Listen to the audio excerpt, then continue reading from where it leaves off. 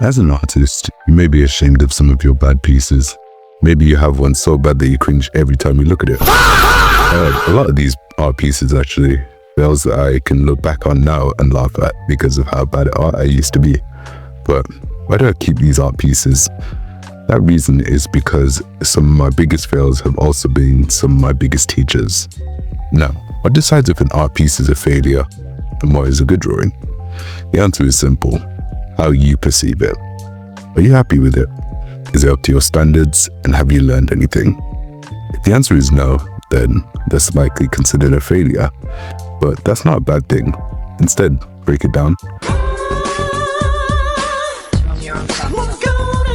Why is it that it's not up to your standards? A really good way to help you figure this out is to use a better artist's drawing as a reference, because when you look at between your art and a better artist, you will always compare, and that's the first step: comparison. The second step, which I think is one of the hardest, especially for new artists, is to overcome the feeling of inferiority. Looking at a piece better than yours can be crushing at times, especially when you think about how long it took for you, or how much effort you put into it, and how little effort it probably took for them. Nobody wants to be worse at something. If you let these comparisons get to you in a negative way, you've already stepped back.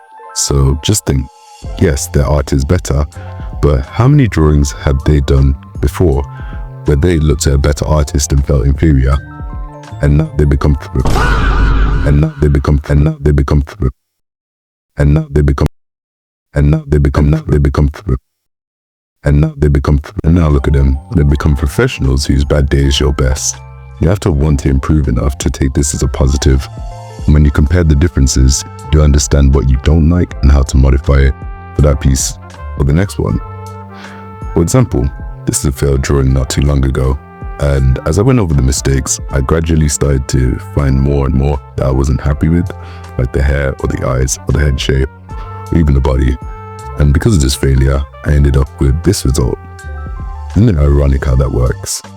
Now, you think after here you're set and ready to go, but no, there's one more step that artists don't talk about enough when it comes to learning from your mistakes.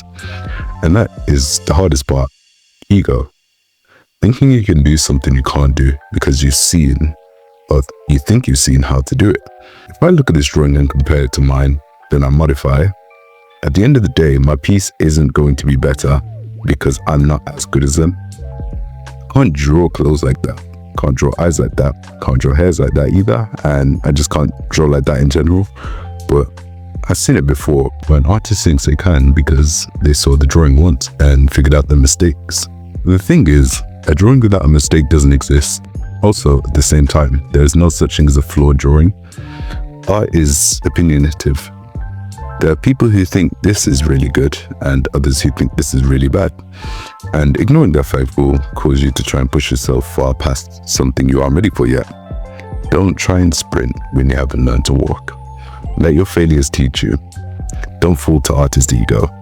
But that's all for today. If you did enjoy, be sure to like and subscribe. And as usual, love you and have an amazing day.